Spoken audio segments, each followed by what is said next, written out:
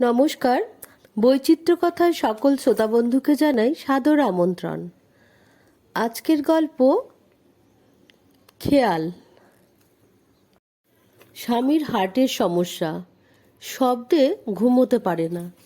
অন্যদিকে আমার হাঁপানি, ঘুমালে ফুসফুস শব্দ হয়। স্বামী প্রায় রাত জেগেই থাকে। এই নিয়ে মনে তীব্র বেদনা বোধ হয়। আমার হাঁপানির জন্য স্বামী ঠিকমতো ঘুমোতে পারে না।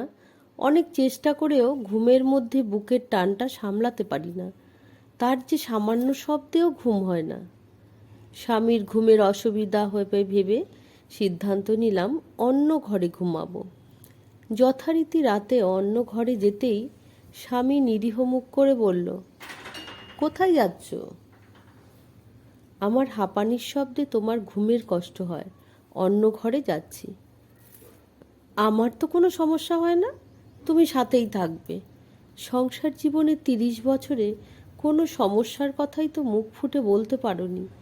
বুড়ো বয়সে এসে আর কি বলবে? এই শেষ বয়সে এসে আলাদা থাকবো?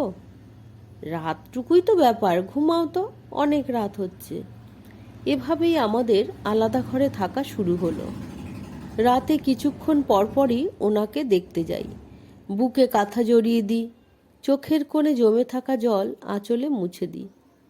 এক রাতে স্বামীর কাছে আসতেই বলল, সে কি, একটু আগেই তো গিয়ে দেখে আসলাম তুমি বেঘোরে ঘুমোচ্ছ।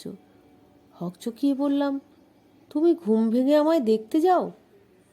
তুমি আসতে পারো, আমি পারি না? 30 বছরের দম্পতি, ভালোবাসা এখনো ফুলশয্যা রাতের মতোই আবেগপ্রবণ। কি জানি, সঠিক মানুষকে পেলে হয়তো ভালোবাসা কখনো শেষ হয় না।